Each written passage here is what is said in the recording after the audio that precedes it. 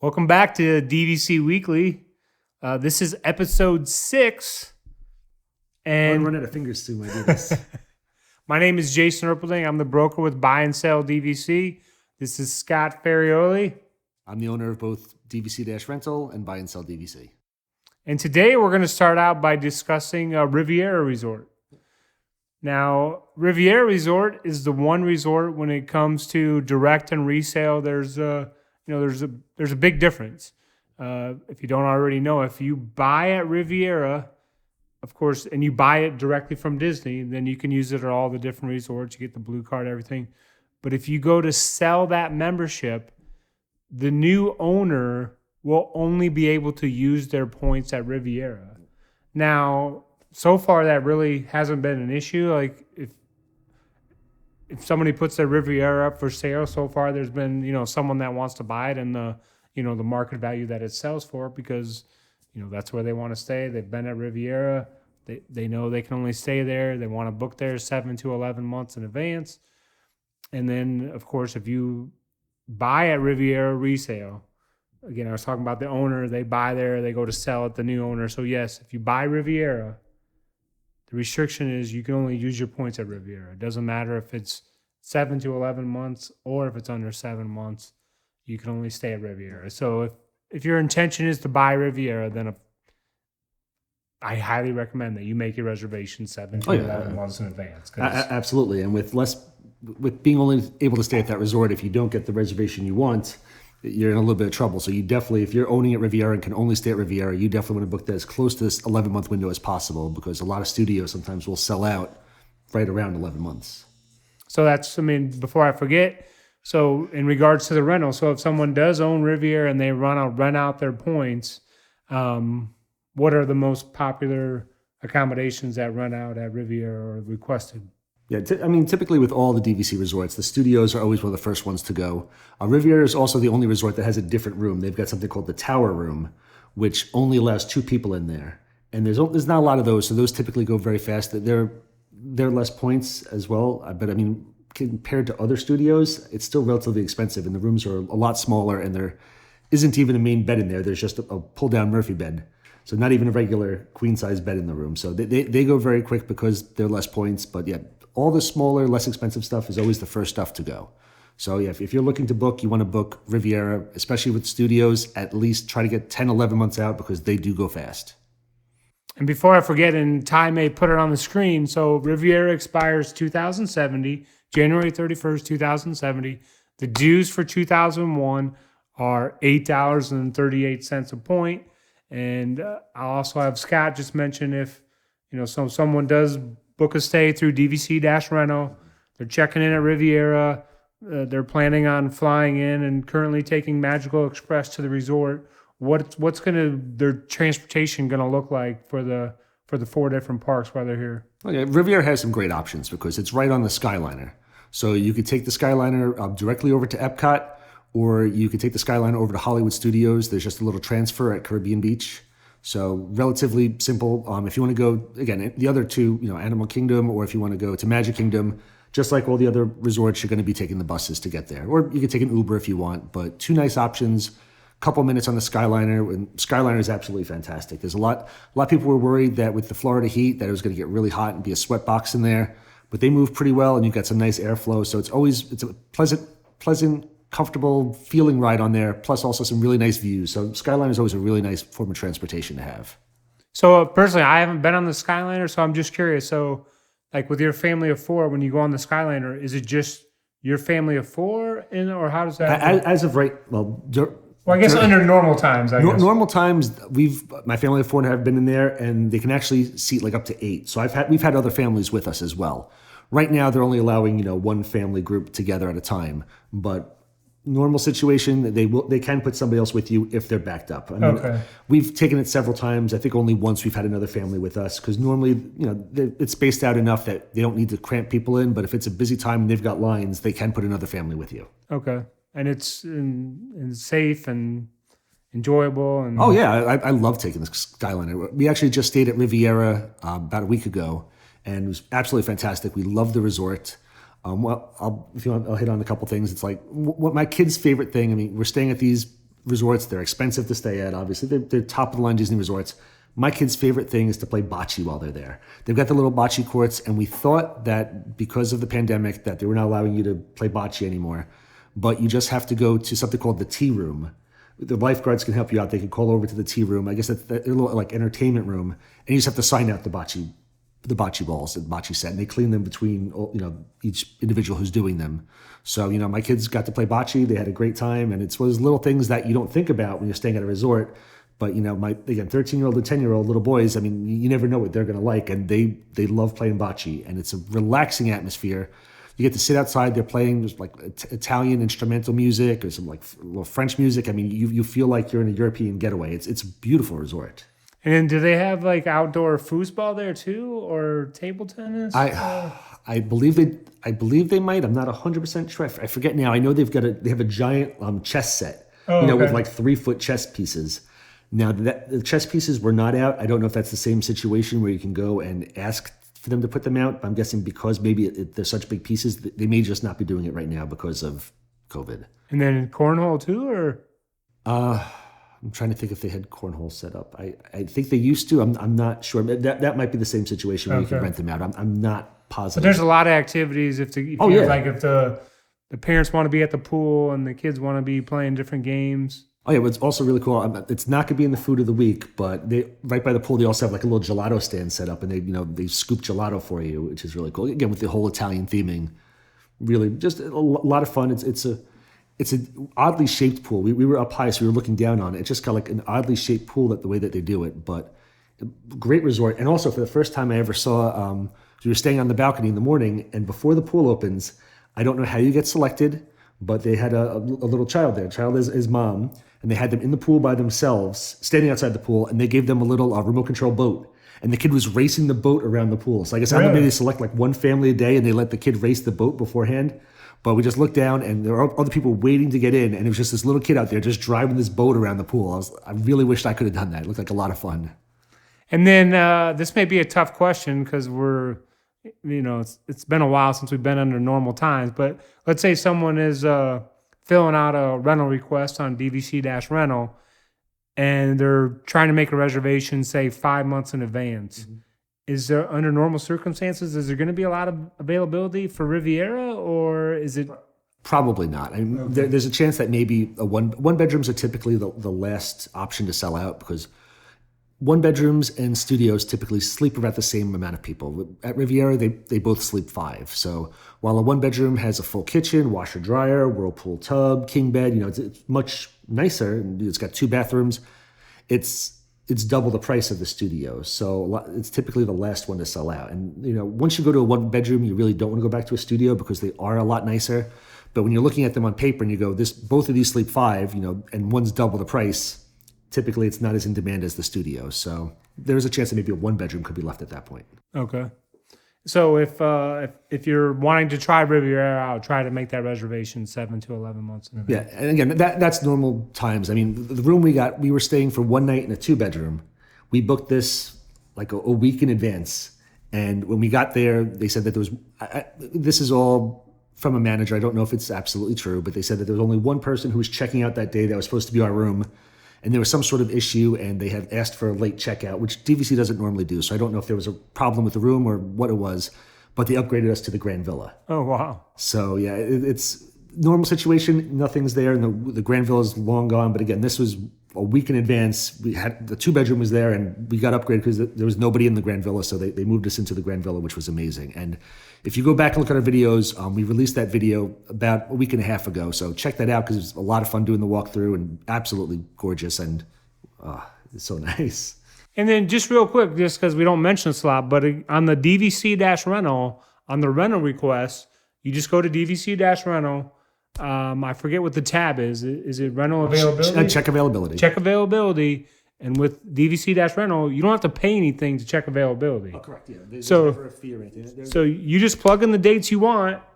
They're going to check availability. They're going to let you know what's available and what the cost is, and you have the information. So. Yeah, there's other companies that charge you to do it. They take a deposit up front and they check availability. And if they force you to book the room because if it's available, they book it for you. And if you don't take it, you lose your deposit. So we never do that. There's never any money to check availability. You can just go to our website, click the button and we'll gladly check for you. So even if you're just curious, like, hey, is this available? What would the cost be?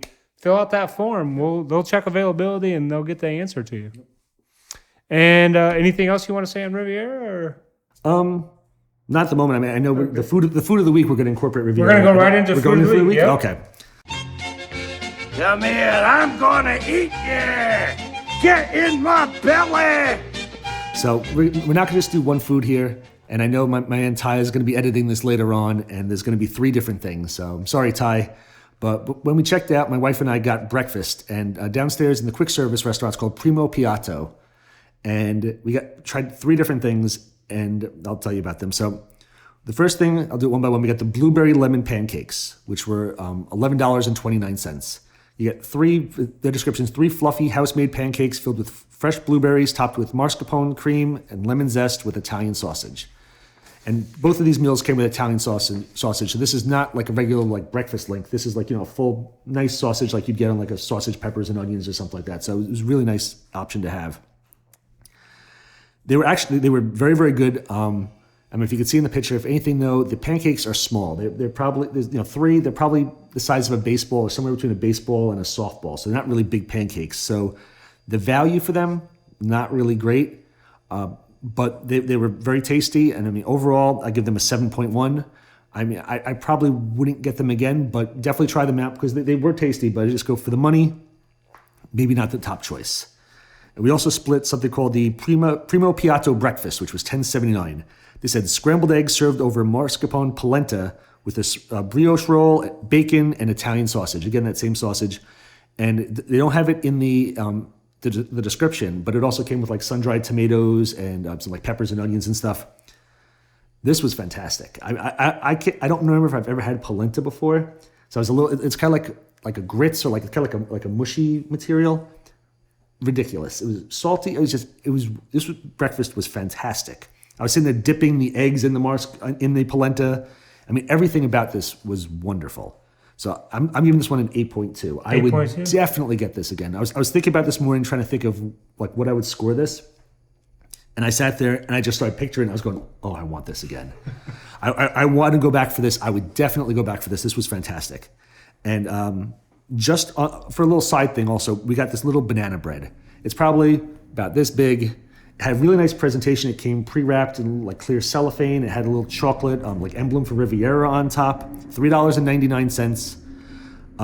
I think it probably might be a little bit better if you heated it. It was banana bread, but had a big like dark chocolate chunks like on top of it, like covered in it.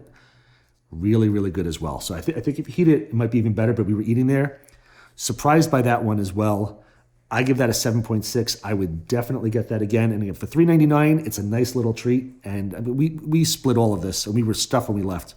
But the Primo Piatto breakfast and the banana bread, absolutely would repeat that again. They were fantastic. So just to recap, the 3 scores were 7.1 for the pancakes. They weren't bad or anything, but just not a great value. They were tasty, but I'm not sitting there thinking about them right now like I am at the moment, drooling a little bit.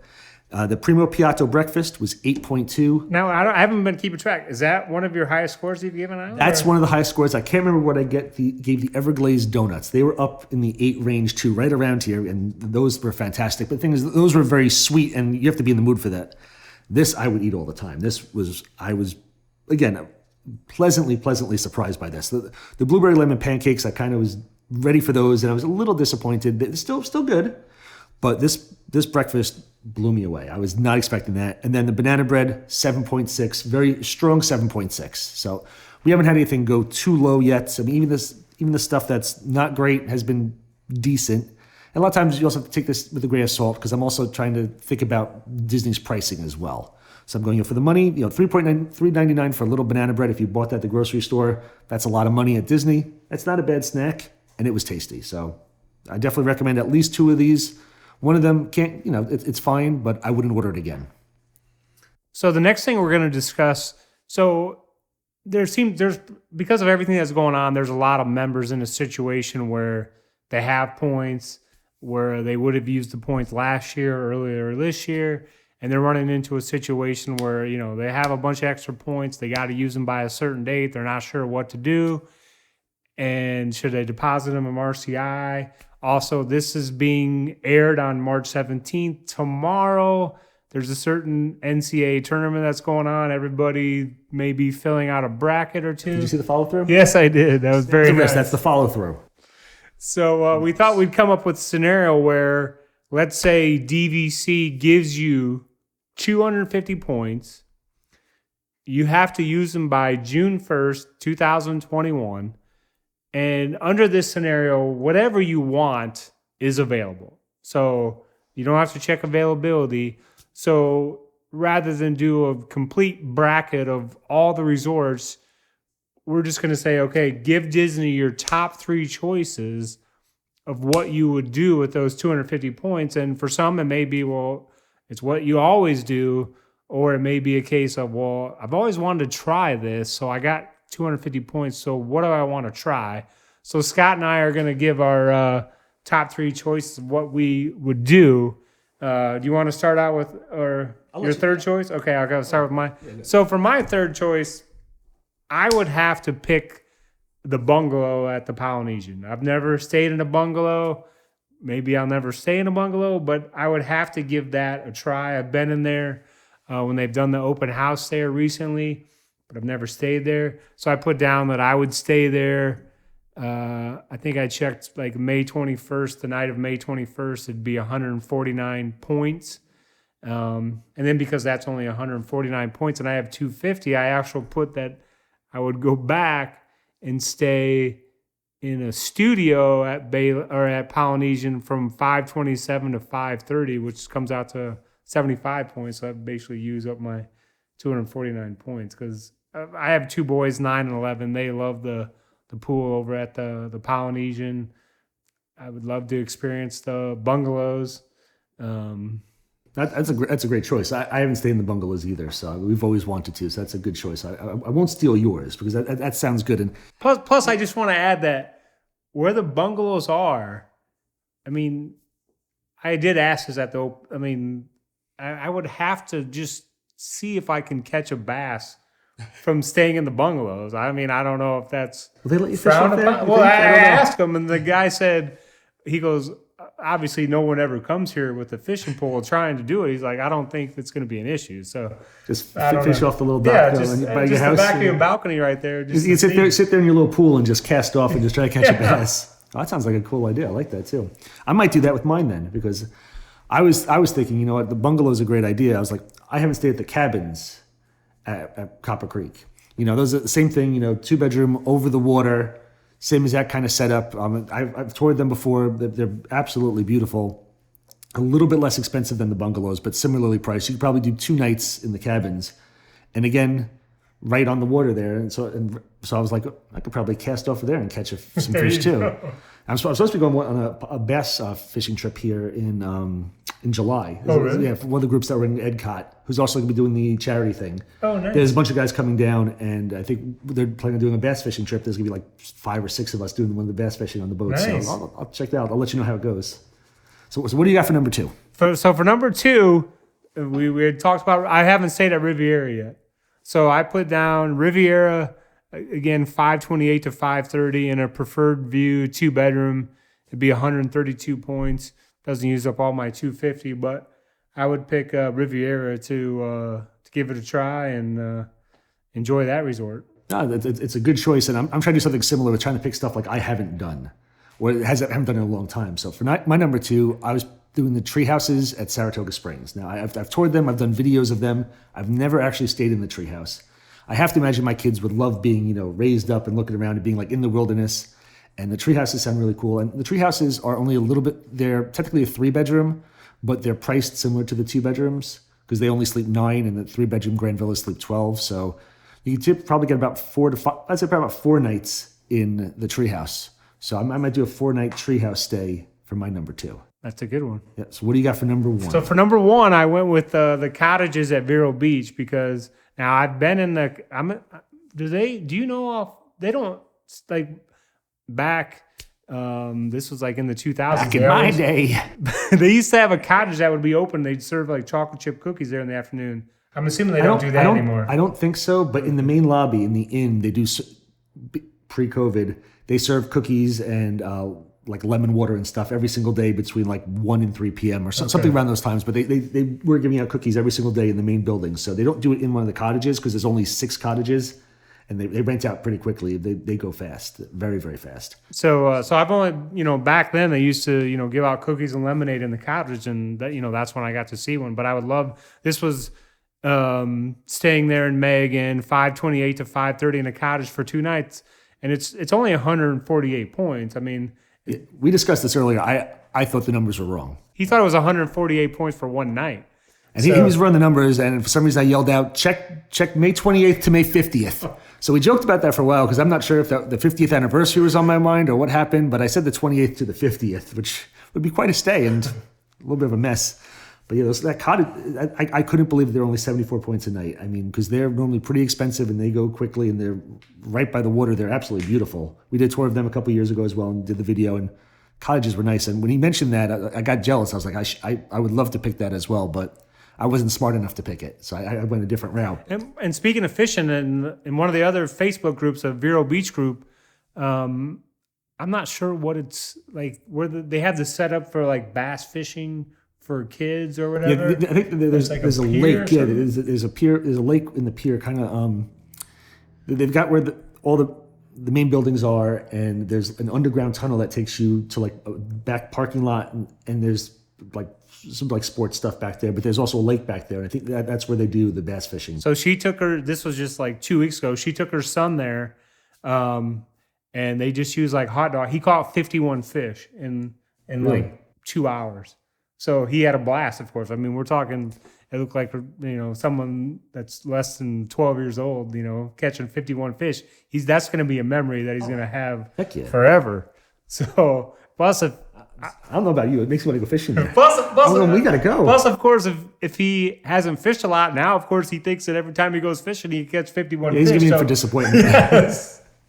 So I would pick Vero Beach. I mean, I would have to go back to the cottages and stay there and enjoy it and enjoy the resort. That's a solid choice. And I mean, we love going to Vero Beach. We typically go for like 3 days at a time. We'll go once or twice a year. Never done the cottages though, and now I want to go fishing for bass. But for my choice, I would pick something that I have not done in a while, and I have not gone to Disneyland in several years now.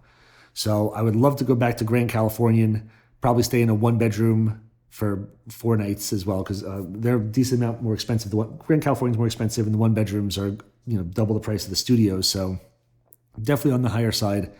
But just about a week ago, Disney announced that they're going to be opening up Grand Californian starting May 2nd. The governor of California came out and said they're going to start doing some capacity, 15% capacity at Disneyland and all the other parks when they open. And that's supposed to happen April 1st. So, because they just announced that recently, I could add that to my list. If I want to go back to Disneyland, because it's been a while. All of us live very locally, and we go to the parks all the time. So when I found out they were doing this bracket, I was like, you know what? I mean, there's a bunch of great choices too. We haven't mentioned. You'd love to go to Alani. It's the only resort I haven't gone to so far. Hilton Head's been a long time. But I was like, Disneyland, I want to go back to where it started. So I think that's always a pretty solid choice. Well, that worked out well. And if you guys have points that you're trying to use up, hopefully... Tell us what you would do. Yeah. In the comment section, tell us what your top 3 are. What would you choose? You got 250 points. Everything's open. You got to stay before, June 1st. What would be your choices? And if you've been in the cottages, let us know, how you liked it, the favorite time of year you enjoyed Vero Beach in the cottages. Tell us if you've gone fishing as well. How many you caught? Sounds perfect. I'm going to go fishing now. Well, thanks for watching episode 6. I hope you enjoyed. Yeah, we always appreciate you watching. Hit those like and subscribe buttons. If you haven't already, go back to the first episode we did because we have a giveaway on there.